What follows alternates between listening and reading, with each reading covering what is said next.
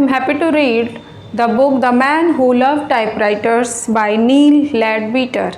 In this collection, Neil Ledbetter intriguingly explores what is to be human. The Man Who Loved Typewriters reveals a genuine warmth and fascination for people of all kinds.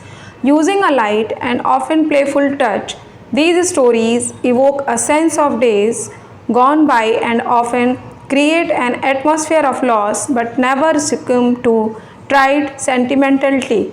This collection is full of stories that will hold your attention right from the start.